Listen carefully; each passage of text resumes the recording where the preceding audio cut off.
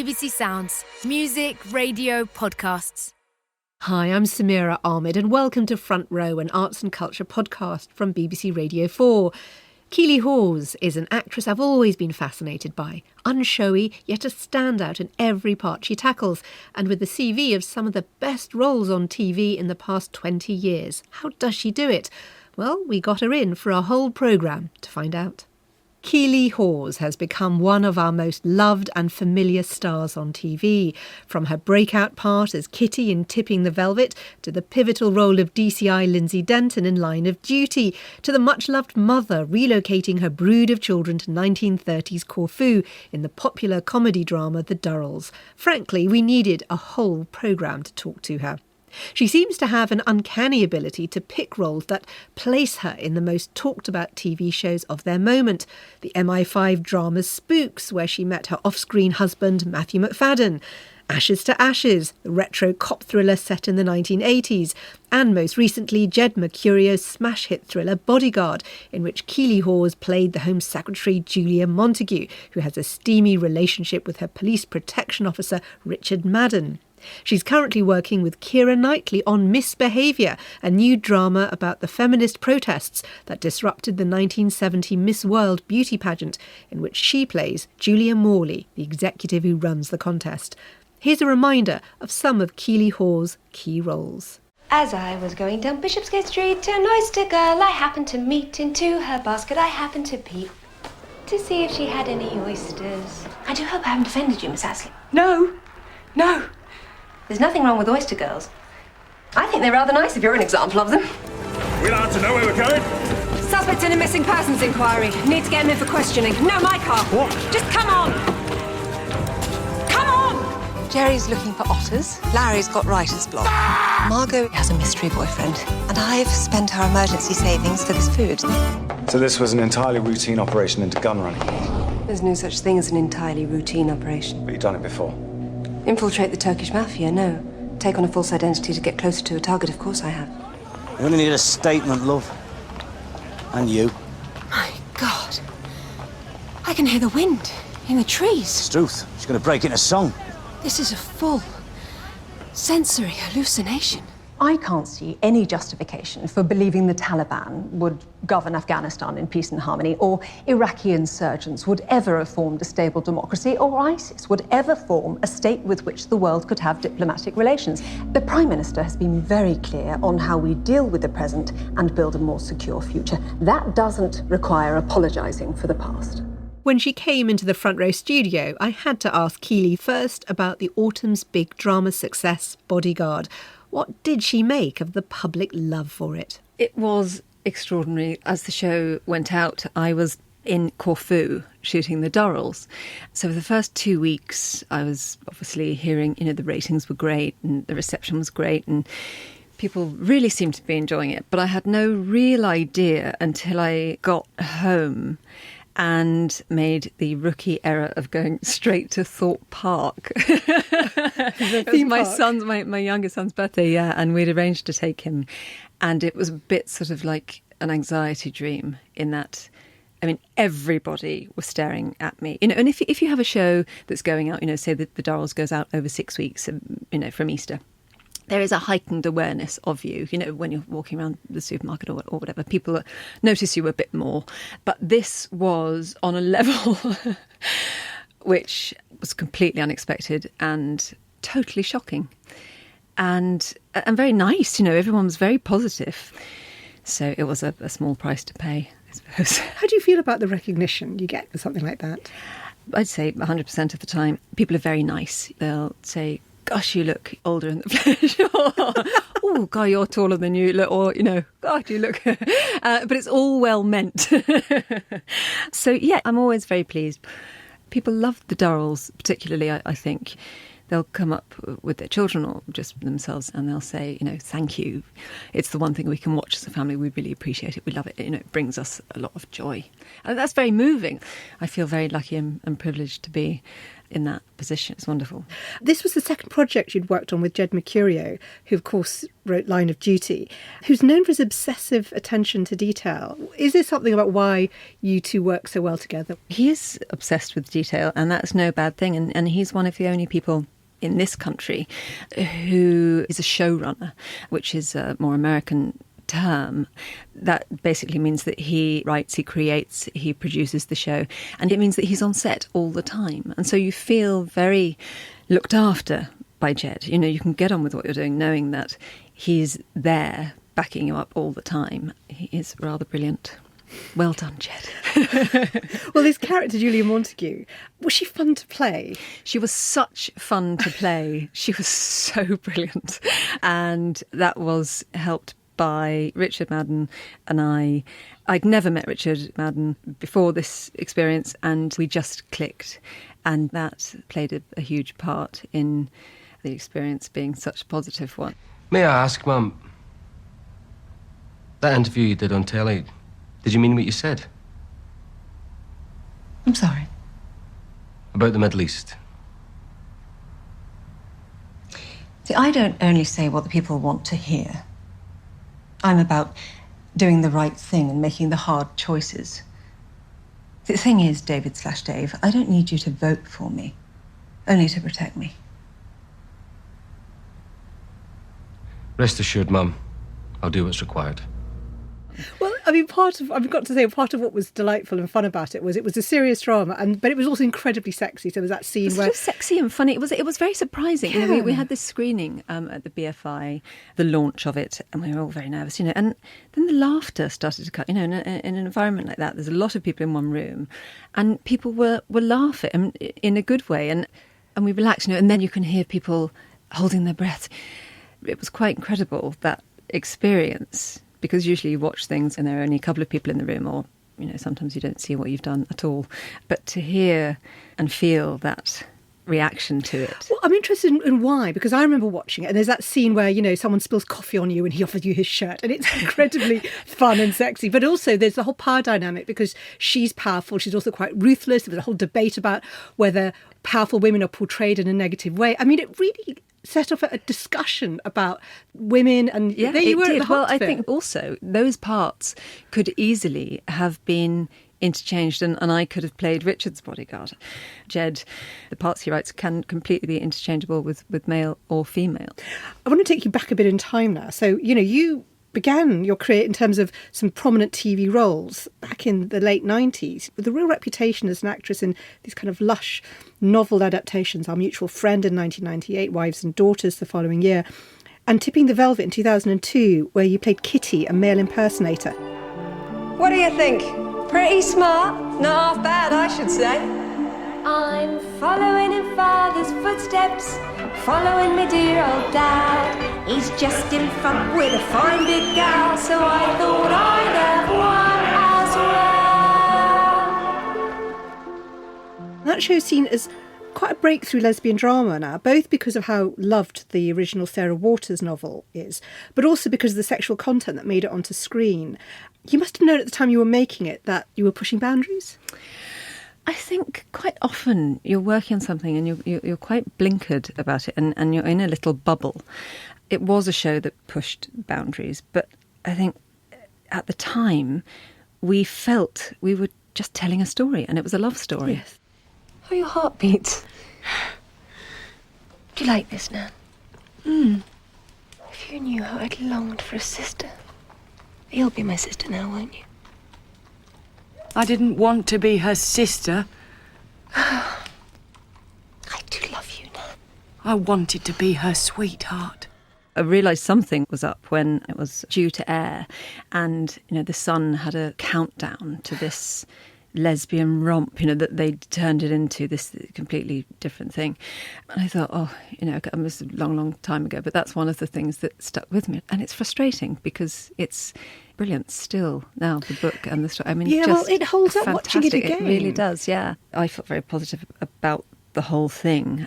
I mean, I still receive letters to this day from women, young women, talking about the positive effect that it's had on them. That's amazing. Yeah, it was extraordinary. There were as many complaints about this sort of sexual content as there were, because the tabloids had whipped everybody into a frenzy. People also complained that there wasn't enough. So you can't win. No. Take me back to your start in acting. You went to the Sylvia Young Theatre School. How did you end up there? I did. I was playing the Pied Piper at my primary school, and I was really enjoying it. And my drama teacher there said to my parents, "Oh, she seems to be really enjoying it, and she's doing well." And Sylvia Young had just moved premises, sort of almost directly opposite my house in Marylebone, and in London. Yeah. Otherwise, I never would have known that something like a stage school or a theatre school existed. It just wasn't on my radar at all. And suddenly it seemed like an option, and I asked my parents and they agreed, and I auditioned and I got in. And Sylvia is such an incredible woman. I wouldn't have the career that I have now had it not been for Sylvia. What did it change for you then, going to that school? Well, it changed everything for me. Nobody I knew were actors. I didn't come from that sort of, my father's a black cab driver, my mother was a mother of 4. It was just a different world. And so, yeah, it took me in a completely different direction in my life.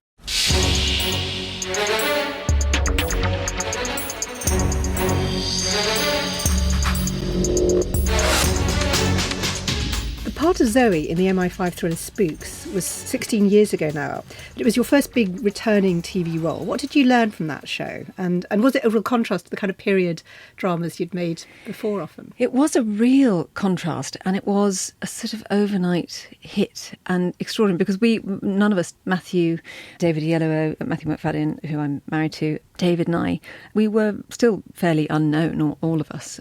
Just overnight, it was the biggest success that any of us had ever had. I think it's interesting that, like Bodyguard, had a combination of being sort of news connected, because there had been this big upsurge of terrorism. Yeah, but also it was pure entertainment, wasn't it? It was pure entertainment. It was so ahead of its time. There were moments on set when people would come running in and say, "No, we can't do that. We have to change the dialogue. We have to change that," because things were happening so quickly around us, and quite often they were just too close to the bone, or the BBC would worry about putting them out, and they had to change things. You're a risk analyst. Withdrawn, slightly aloof, cold even. People never know what you're thinking. Yeah, I thought we were supposed to be assuming new personalities here. Just a form of protection. Underneath, you're really sensitive. Our parents. Mum was a lecturer. Dad was a top civil servant. But tragically, on the way back from Sheringham, Carl meets Laurie. They were both killed. And you looked after me. We've taken care of each other ever since. We'll always look after each other. You met your husband, Matthew McFadden, who was your co-star on Spooks. You are an acting power couple. What's the dynamic when you both work in the same industry? And is there a sense of competition? No, there isn't. I mean, if Matthew were a woman, there might be, if there was any chance of us going up for the same parts or battling it out. But there just isn't. So it's always a case of, I'm thrilled to bits for him. And it works very well. We sort of work, and then one of us does a job, and then another one does a job, and we do a lot of crossing of fingers and holding on by our fingernails, with the work-life balance and having 3 children. And sometimes it can be a bit hairy, but it seems to have worked so far, yeah. Another crime-related drama. It's interesting. Seems to be a pattern, yet so different. Ashes to Ashes, 2008 to 2010. You starred as this cop who's in a coma. It sends her back to the 1980s. It was a sequel to Life on Mars. And of course, it's a much more sexist time. Philip Glenister's character, DCI Gene Hunt, was a bit of a cult figure at the time. Right, shall we get back to some proper policing? A bit of admin. We need to stamp your arse. I beg your pardon? It's a tradition. When a woman joins the Met, skirt up, stamp your bum with a day's date down the pub, and you get to see us moon you. You must be joking. What is wrong with my mind? Personally, I have no desire whatsoever to see your bony, privately educated buttocks, but it's good for morale. Well, it's not going to happen. What did you make of it? And was it a welcome opportunity, in a way, as a woman, to reflect on how far we seem to have come? It was. It really was. I'm doing a film at the moment called Misbehaviour, which is set in 1970. This is the Miss World competition. Yes, and some of the language is absolutely shocking. We're talking about the 70s and the 80s. It's not that long ago where some of Gene Hunt's language and some of Bob Hope is the other example in this film, Misbehaviour, calling these young women, describing it as a cattle market and mooing at them. It's just extraordinary and utterly shocking. And it does give me hope that as far as there is to go, we have come an awful long way. And yet, the tabloid treatment has been quite shocking. So we were talking earlier about Dipping the Velvet. With Ashes to Ashes, and you've spoken about this, there was quite a lot of negative press scrutiny about the show and about your character and how she spoke to Gene Hunt. And of course, he'd famously been written as sexist, but not racist, because racist would make him unlovable. No. Yeah. What did you make of that criticism? Sexist is sort of fine, and we had to be on his side, and he was a sort of lovable sexist. Yeah. So, it was a tricky time. It was a tricky time for lots of reasons, so I'd rather not talk about that. I'm fascinated that for many years you've been the voice of Lara Croft. I am looking for a piece, a sword fragment, in the care of Waseda University, or it was until you stole it. I am not a thief, and you would be wise to avoid such accusations. Then I suggest we skip to the negotiations. I'm not anymore. I'm too old. Well, but it's delightful. She's a much debated character, either a role model for women or a male fantasy, depending on how you approach it. Of course, there's been a recent film with Alicia Vikander, which was very feminist. What did you make of her when you were playing her? And how did you get into her? I had a great time playing her. I think I did 5 games altogether, and I just love the technical aspect of that. It's very odd because we're sitting in a booth like this, in a sound booth, and you do the voice and then the voice is put to picture. So you never see what you're going to do. It's quite difficult to explain. You're not. I mean, had you looked at it? I know you've got children. Had they played it and talked to you through I played it when I was in my late teens. Yeah. I played it, and my son has since played it. And she's an iconic figure. And she has moved with the times now. As you say, the most recent film takes a really fresh look at it and at her. But in terms of you playing it, you said you were in a booth. I mean, were you standing up and kicking and stuff for all those action moves? Yeah. And I think I was quite heavily pregnant at one point as well with my youngest son. Yeah. And then they have a death specialist who you have to do a couple of pages of different deaths. And so there's death by drowning, death by falling, because she can die various ways in the game. You need to voice those. So having a drink of water and sort of gargling yourself to death. I imagine you could store that up for future roles. How many people get to record a great stress reliever. You have become such a household name on television.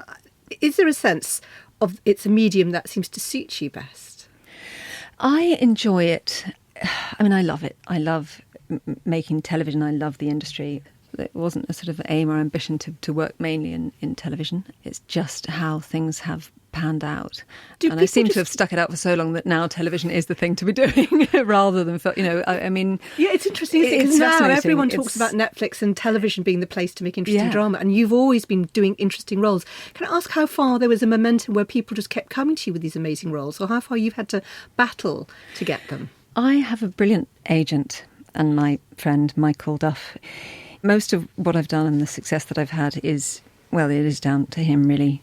I think I can say that because I was asked to do The Hollow Crown and I hadn't done Shakespeare, and I got to the grand old age of 38 and thought, well, it probably will never happen. And then this opportunity came up and I sort of pushed it away, really, because I was scared.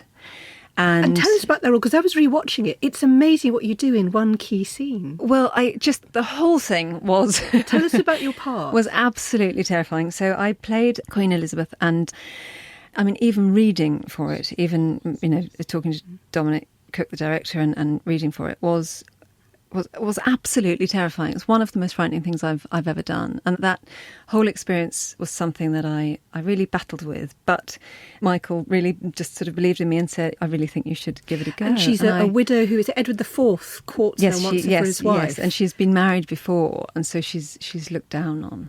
To tell thee plain, I aim to lie with thee. To tell you plain, I had rather lie in prison.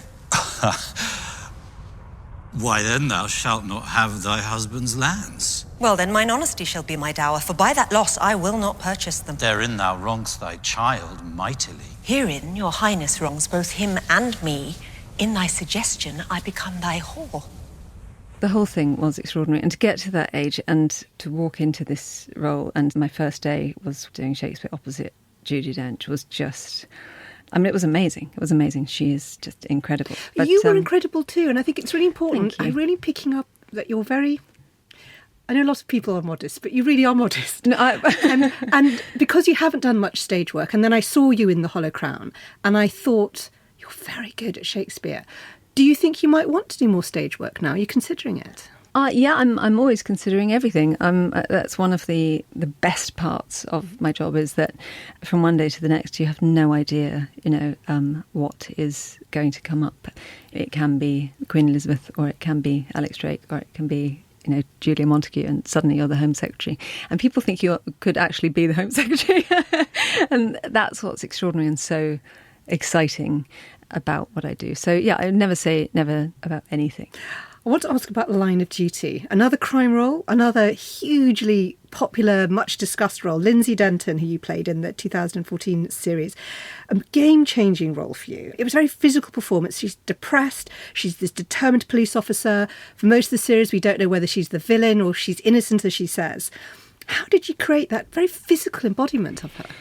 It is. It was probably the least glamorous role that I'd ever had up to that point. And I was very happy to go to those places. I think quite often people imagine that you as an actress wouldn't want to go there and look that way. Yeah. I mean, I look, pretty awful. There's always know you're having a bad day when somebody recognises you and it's for Lindsay Denton. Yeah. Yeah, so it really was, and again, very flattering, because I was only supposed to do one series and then I was asked to bring her back. But I loved playing Lindsay. She's not altogether likeable, like Julia Montague. You're not sure why you like her. I like to think, but you sort of can't help yourself. I've just spent 1.5 years of my life in prison. I've lost everything.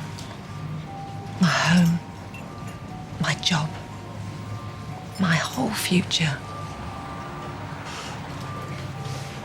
Maybe now you've got a taste of what it's like to know that you're innocent and yet still have your whole life destroyed. But crucially, the whole series was balanced on trying to work out if Lindsay was guilty or not. Mm. And it's notoriously difficult for actors to pull that off. I didn't know either. That was probably quite helpful. Was that helpful? Didn't know for a while. So yeah, that probably was quite helpful. I have to ask, one of my favourite roles of yours is Samantha in The Casual Vacancy. The woman who marries into a posh family, has this remarkable battle of wills with the monstrous mother-in-law played by Julia Mackenzie, and your daughters have been turned into kind of horrible creatures. How did you approach that character? Because again, it wasn't the most flattering character, but she was having a lot of fun. No, well, that's exactly what it was. She was determined to have fun at any cost. Again, quite often these things work because of the chemistry, and you need other people. We all need each other. And that's when it works best, I think. And that relationship between her and her husband was the vital thing about that show. We just had great fun with it. Hello, Miles. Come on. You want the marshmallow? Fetch the marshmallow. I'm drowning. You're a drowning pirate and I'm a horny mermaid. No, I am actually drowning. I mean, not actually, I really do. It just feels that.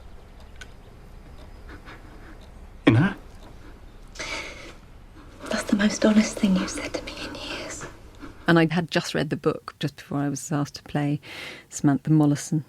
And so my head was full of it, all of the characters, and I was just thrilled to be part of it. I'm interested in the different kinds of mothers you play. So we should talk about the Durrells, based on Gerald Durrell's memoirs, the Corfu trilogy, but really taken off a momentum of its own. You play Louisa, the kind of mother who's moved her family in the 1930s, isn't it? Yes. To Corfu, and they're very poor, and it's sort of a bit of a mad thing to do. Now look, the house sale rarely covered our debts.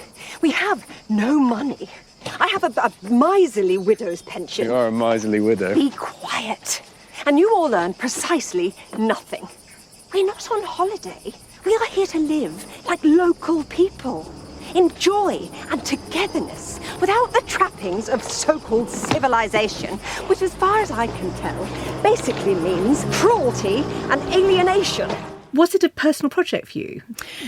It was a personal project. I read the book when I suppose I was about 11, and it then became one of my favourite books. And we didn't really travel as a family when I was growing up. We didn't travel at all. But the one place we did go to was Corfu. And so I've always had a deep love for this book. And so when I was asked to play the role of Mrs. Durrell, I was thrilled, and we've just finished the last series. You're also executive producer on it now. Is that about wanting to have more final influence? Series I did. Yes, and I felt that at this point and on that particular show that I could bring more to it. I knew it very well. I felt like I was in very safe hands to take on that role for the first time. And I felt it had a very positive effect. Can I ask what the biggest changes that you've noticed over your 20 years in the acting business? I have noticed that there are women appearing on sets. That's one of the biggest changes. There are now women in the camera department, where in the early years of my career it simply wasn't the case at all. Traditionally you would find them in the costume department, the makeup department, and that was it, really. What difference does it make having more women around in all those technical roles? It makes a huge amount of difference to the feeling on set. It's just as it should be. We need to have more of them there, but we have come a long way in a relatively short amount of time. It's brilliant. As an actress yourself, what do you think you've changed over the last 20 years? Oh, God, I think I've changed enormously. I think there are aspects of myself I wouldn't even recognise. I've actually been in this industry since I was 9.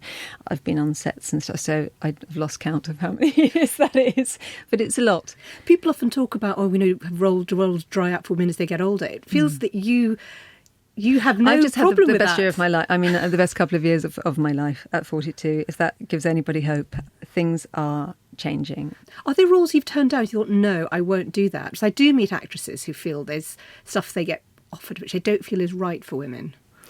I feel more and more, and it's really only over the last couple of years that I am now able to say, I don't want to do that. I won't do that. And for a long time that wasn't the case. Now I can say no. I can say no, which is the important part. What advice would you give to young actresses starting out who are wondering about navigating their careers, especially in the shadow of Me Too, when people are more conscious of the predators and the threats out there? I mean, I would say stick at it. One of the most difficult things is being out of work as an actor at the beginning of this year, which then turned into one of the most interesting, exciting years I've ever had. I hadn't worked for a few months, and it affects you. Of course it does, because it's such a personal thing. You feel, nobody wants you, you're not good enough. All of those things start bubbling up. And of course that's not the case, but that's just how you feel. And you shouldn't, because things can change overnight. And if you love it, and if you believe that you're good at it, and it's what you want to do, and it's in your heart, then you must keep at it. Is there a role on your to-do list? There isn't, because part of the thrill for me is getting a script and having no idea. And it happened yesterday, and I had no idea that this was a part that I would do anything to play. And there it was, and that's what makes you... No, I can't tell you what it was, because I might not get the part. but that's, your heart starts racing and you think, God, I'd do anything to play this part. And that's what keeps it so interesting.